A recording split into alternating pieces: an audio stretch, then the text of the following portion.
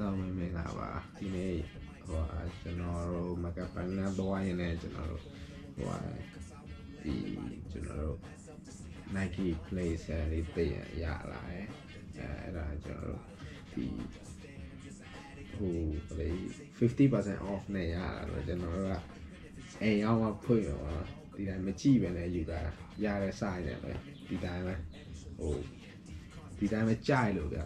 သူရဲ့အထာလေးကြိုက်တယ်အဲ့လိုတီတီချာချာတော့ထည့်ရဒီမှာသူ့အထာအဲ့လိုသူများနဲ့မတူတာတော့မဟုတ်တော့သူအယောင်ကအစတော်မိုက်တော်အဆင်ပြေရ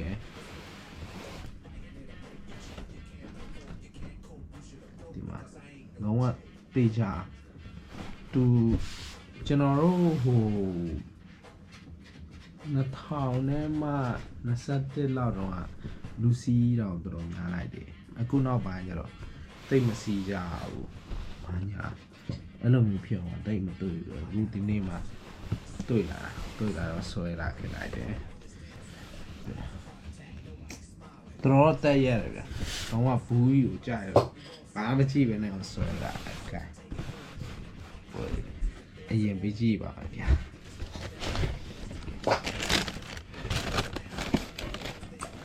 အေးသူက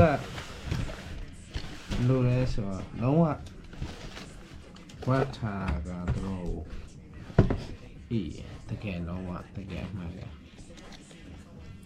ပရီမီယာတကယ်ဒီဟာကြီးကိုထပ်တွေ့ရမယ်လို့ကိုကျွန်တော်မထင်ရ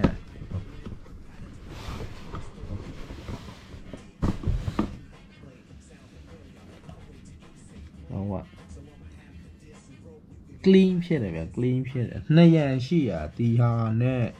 ဒီဟာကတော့ site ကကျွန်တော်ကပါရခဲ့လဲဆိုတော့ site ကိုကြည့်ပြီဗျ44တရမလား UK 9.5 yeah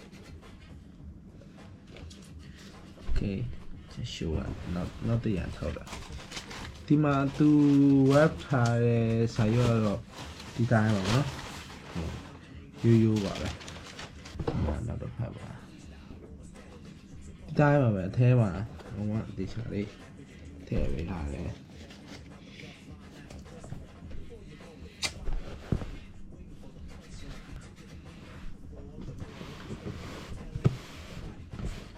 တော်တော်